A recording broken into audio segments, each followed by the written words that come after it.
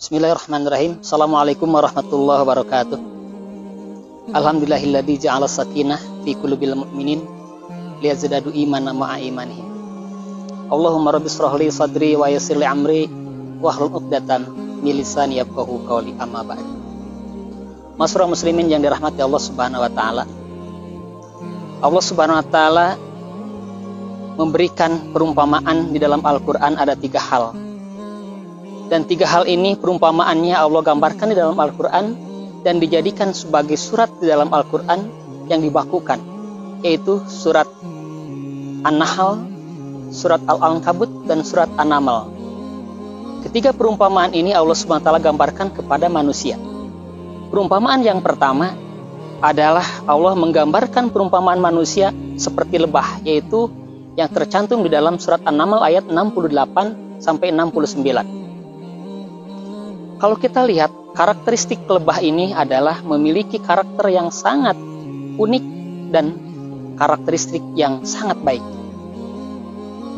Kebaikan lebah ini, mereka adalah bisa melindungi keluarganya. Contohnya, kalau kita lihat yang digambarkan Allah dalam Al-Quran, surat An-Naml ayat yang ke-68, cara lebah membuat sarangnya.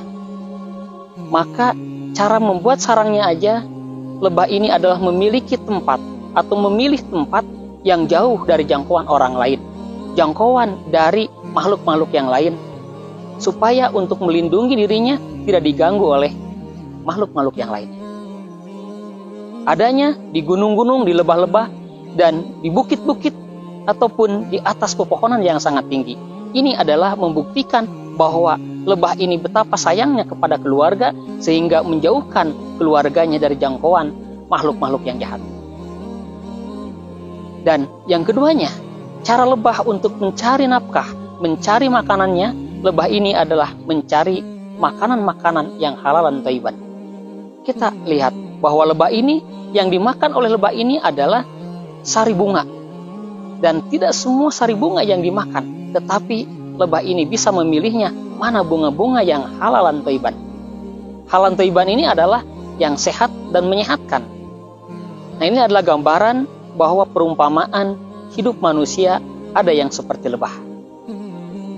Dan gambaran yang kedua, Allah mengumpamakan di dalam Al-Quran, yaitu manusia ini seperti laba-laba. Laba-laba ini kalau kita lihat dari sarangnya saja, bahwa laba-laba ini adalah memiliki sarang atau rumah.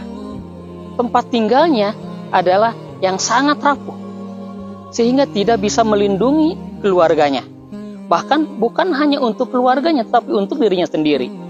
Mereka tidak bisa melindungi dari teriknya panas matahari, tidak bisa melindungi dari dinginnya cuaca, dari badai, tidak bisa melindungi. Inilah sebuah laba-laba, bahwa laba-laba ini adalah memiliki karakteristik yang jahat. Ketika ada serangga lain yang menempel di sarangnya, maka akan cepat memakannya atau memangsanya. Dan bukan hanya serangga yang lain, tetapi sesama jenisnya sendiri. Ketika jantan dan betina itu sudah melakukan hubungan biologis, maka seorang betina akan cepat memangsa betinanya. Dan ketika nanti sudah bertelur, ketika sudah beranak, dan anaknya itu akan hidup berdempetan, dan ketika menetes, maka si anak itu akan saling memangsa dengan sesama anaknya itu sendiri.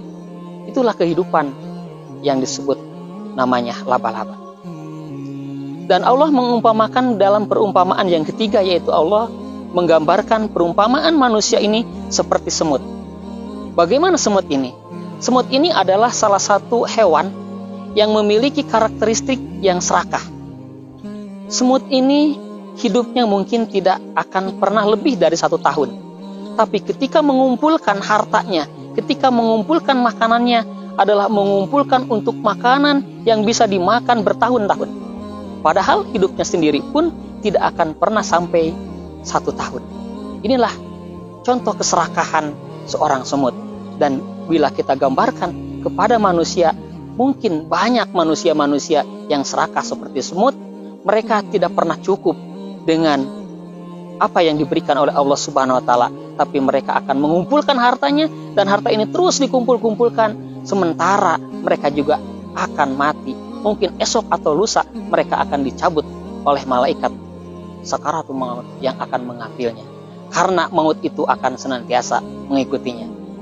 Manusia seperti inilah mereka akan melupakan tentang maut dan mereka akan senantiasa mengumpulkan hartanya dan keserakahannya. Dengan cara bagaimanapun, mereka tidak memikirkan mana yang halal dan mana yang haram. Tapi mereka bagaimana hidupnya bisa untuk makan. Lah, oleh karena itu maka jadilah kita sebagai manusia yang memiliki karakteristik seperti an-nahl, yaitu lebah.